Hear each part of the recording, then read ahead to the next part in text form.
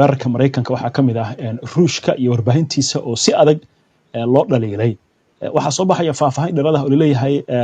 Putin maradaha ayuu ka dalacday inuu telefoonka kula hadlo madaxweynaha Mareykanka. Arrintaas maxaa laga yiri?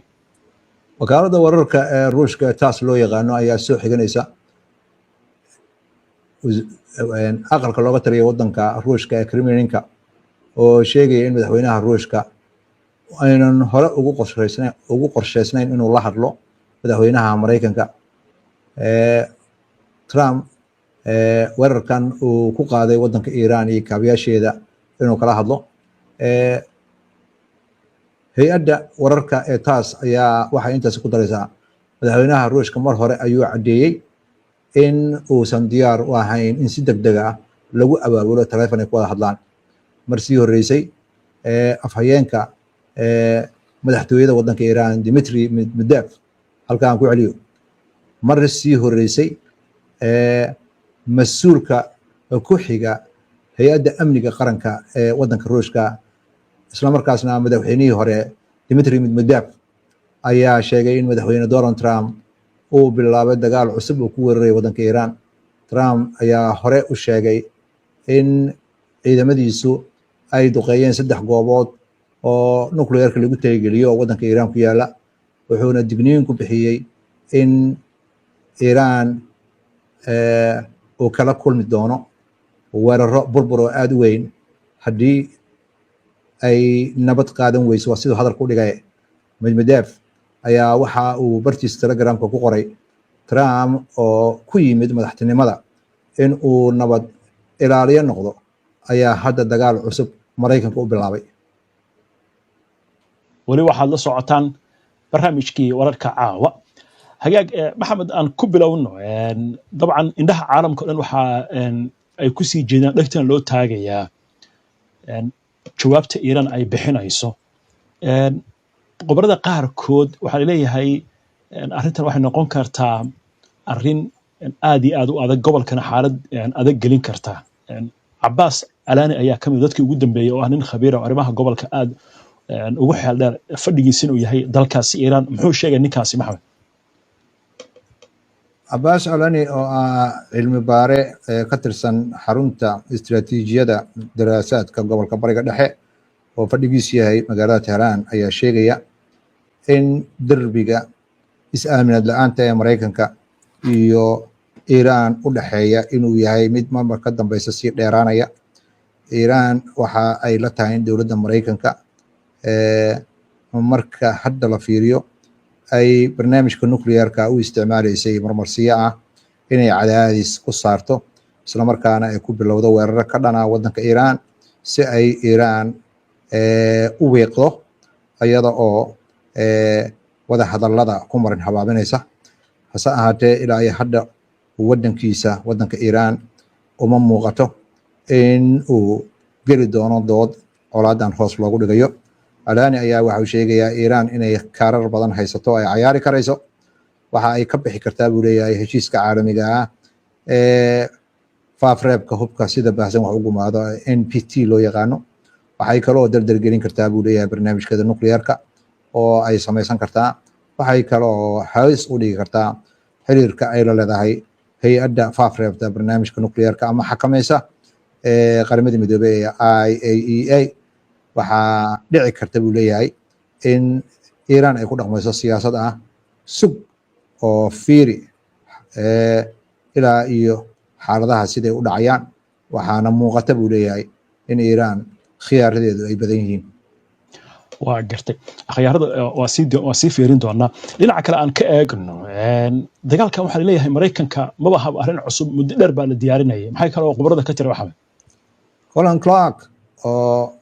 agaasimo ka ah hay-adda cilmi baarista ee Sofan la yiraahdo oo qayb ka ah dadka macluumaadka caalamiga ururiyana la taliyo u ah ayaa waxa uu sheegay dowladda Mareykanka weerarkan Iran ka dhanka ah waxa ay waday muddo dheer. ciidamada Mareykanka waxa ay mar walba haystaan buu leeyahay khiyaaraad fara badan oo ay weeraro ku abaabulaan sida Clark hadalku dhigayo. Clark waxa kale uu sheegayaa marka la fiiriyo taariikhda Mareykanka ee dhow gobolka Bariga Dhexe hay-adda dhexe ee militariga sitcom loo yaqaano ayaa waxa ay door weyn ka qaadataa qorsheynta dagaalada. waxa ay nala tahay madaxweynaha in uu ka doortay weerarkan uu Iiraan ku qaadayo khiyaaro fara badan oo loo soo gudbiyey. Clark ayaa sidoo kale waxa uu sheegayaa khiyaano ayaa ku jirta Maraykanku waxa uu sameynayay marka la fiiriyo waxa dowladda Maraykanku ay sheegayso oo ah in ay ka soo horjeesatay wixii la sameeyey. dowladda Maraykanku waxay ka hadlaysay inay diblomaasiyadda riixayso,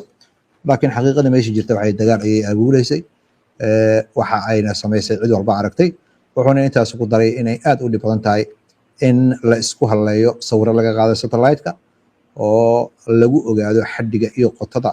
waxyeelada diyaaradaha Iiraan diyaaradaha Maraykanka ay Iiraan u geysteen. halka dowladda Maraykanka weerarkeeda goobaha ay weerartayna macluumaadka laga hayo, sawiradaasi satellite-ka lagama akhrin karo. waxayna ila tahay in waxyeello weyn laga geystay halkaas. culayska iyo burburka hubkaasi la sheegay in lagu burburiyo meesha waxa ay noqonaysaa mid ay noqonayso in muddo la sugo si loo ogaado, halka qiimeynta dhabta ah ay mar dambe kasoo bixi doonto. waa gartay waaya arrimaha kale oo laga hadlay maxamed waxaa ka mid ah Iiraan inaysan u arkayn arrintan mid waxyeello gaarsiisay, sida hadda goor dhawta uu sheegay xildhibaan ka tirsan baarlamaanka Iiraan oo yiri waxyeello ma soo gaarin xarumaheennii. laga yaabaa Iiraan inay haddii xabajojin loo soo bandhigo oo dhanka Israa'iil dagaalka la joojiyo, sidaas arrinta ay ku aqbali karto, iyadoo horeyna u sheegtay barnaamijkeeda nuclearka in uraniumkii laga qaaday goobtan intii weerarku uusan dhicin. haddii marka khasaarahaasi uusan jirin, warshadii Fardowna ay fiican tahay, inaysan dagaal gelin, ma laga yaabaa arrintaas inay meesha ku jirto? dhowrkii maalmood ugu dambeeyey intii ay socotay hanjabaadda Maraykanku wado iyo dagaalka Iiraan ka dhanka ah ee toddobaadka qaatay, Iiraan waxay waday isbeddel la xiriira xagga hoggaanka sare ee waddankaasi. sababaha keenaya waxay ahayd waxaa ka soo baxayay Maraykanka iyo Israa'iil handadaad la xiriirta markii ay ku guuleysteen dufcadii ugu horreysay ee weerarka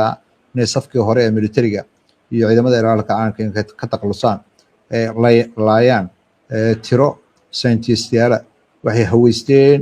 in ay qorshaha ku darsadaan in ay khaarijiyaan hogaamiyaha ruuxiga ee waddanka Iiraan. hogaamiyaha ruuxiga hanjabaaddaas sahal uma qaadan, waxa uu awoodiisii iyo ku wareejiyey golaha sare ciidamada ilaalada kacaanka ah. go-aanka cidda iska leh oo wax walba oo la xiriira Maraykanka go-aanka gaaraysa waa iyaga. weli waxaa guddoomiye u ah cali khamaani oo ah hogaamiyaha ruuxiga. waxaa sidoo kale la magacaabay 3 qof oo haddii ay isaga wax ku yimaadaan bedeli doona 3 jago isku xiga. jagooyinka kale ee ugu waaweyn sidoo kale ayaa waxaa la sameeyey taliyayaashii in meel walba bedelkeeda lasii diyaarsaday. waxayna muujinaysaa in Iiraan ay leedahay istiraatiijiya muddo foga, sida uu hadalka u dhigayo sayid maxamed oo ka mid ah aqoon-yahanada aadka u lafagura arrimaha Iiraan ayaa waxa uu sheegayaa Iiraan ma joogto 1903 markaas oo Maraykanku hareereeyey Iiraan oo Ciraaq uu joogay, oo uu joogay Afghanistan, oo uu joogay wadamada gacanka. hadda Iiraan 20 sano iyo in ka badan ayay dagaal isu diyaarinaysay, awood ballaaran ayay leedahay. go-aanka ugu dambeeyana golaha ciidamada kacaanka ayaa iskale. golada ciidamada kacaankana bayaankooda si cad ayay ugu sheegeen in xanuun weyn ay Maraykan gaarsiinayaan. wararkan faraha badan ee soo baxaya ee wada hadal Iiraan miiska ha timaado, hore ayaa loo sheegay wada hadal Maraykanka Iiraan kuma qasbi karo. Iiraan hadda sida muuqata Maraykanka waxa uu soo taabtay ujeedadii uu lahaa oo ah inuu weerar ku qaado waddanka Iiraan. weerarkaasi waxtarkiisa iyo sida uu waxyeelay ra'aaraha badan baa ka jirta oo khabiirada qaar ay waxyeelayaan. dowladda Maraykanka aaminsantahay inay wax burburisay, Israa'iil ay aaminsan tahay in hawshii dib loo dhigay hase ahaatee Iiraan ay aaminsan tahay inay waxyeello weyn gaarin laakiin xaqiiqada meesha jirta ayaa waxay tahay go'aanka hadda waxa uu la yaalaa Iiraan Maraykankana muddo dheer ayuu sugi doonaa talo Iiraan maxay samayn doontaa ayuu ka dib wareegayaa inta Maraykanku arrimahaas ka fikirayo ay qorshahan kala wadaan waxa weeye dagaal waxa weeye nafshid ah oo cilmi nafsi ah xanuujinta iyo burburinta Israa'iil ku hayaana waa sii soconaysaa oo ah weerarada ay ku qaadayaan Iiraan waxyeeladeeda Iiraan ay ku qaadayso Israa'iil waxyeeladeeda inta la ogsoon yahay iyo intaan la ogsoonin baa badan dhammaan goobihii dowladda iyo hay-adihii aqoonta goobihii warshadaha agabka shidaalka wax walba oo ay dowladda lahayd korontada ayaa culays xoog la saaran yahay hawada sare ee wadanka Israa'iilna nidaamkeeda difaac cirka inuu fashilmo la isku raacsan yahay diyaarada droonisa iyo gantaalo noocyo kala duwan ah ayay Iiraan kaashanaysaa waxaana khabiirada qaar ay hadal ku dhigayaan Iiraan waa ka gudubtay xilligii la handadayay waxay ku biirtay wadamada ugu awoodda weyn caalamka waxaana lagu qiyaasayaa wadan markii saan oo kale khalkhal loo geliyo sida uu isku dubmo isugu xirmo iyo mudaarada waaweyn dadka Iiraaniyiinta u soo baxeen iyo falcelinta Iiraan bixisa iyo xanuunka Israa'iil ku hayso oo aan u adkeysan karin sida madaxweynaha Iiraan uu dhigayo inay kaligeed iska difaacdo waxaa leeyahay waxaa bilowday mawduuca Israa'iil uma muuqato in Maraykanka mar dambe uu kala hadli doono Iiraan sababtoo ah waxaa lagu tirinayaa inuu dagaalka qayb ka yahay Iiraanna waxyaabaha ay samayn doonto cid taqaana lama arko cid u hadli kartana lama arko waxaana muuqata in ay arrintu markii ay dhacdo aan uga warrami doono sida Maraykanka weerarkiisa aan baryahan oo dhan uga warramaynay HBN waxay ahayd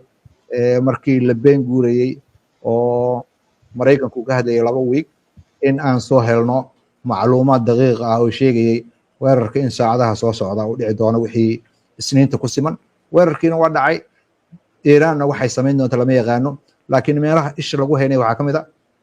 biyo mareenka Hormuz badaha ku xeeran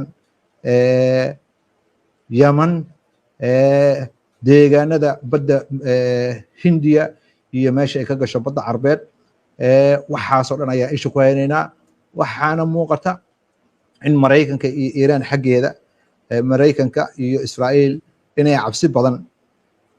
ay soo wajahayso waxa ay damacsan tahay inay Iiraan samayso waxaana la yaaban yahay oo dadka yaqaana arrimaha hubka ay aaminsan yihiin gantaalada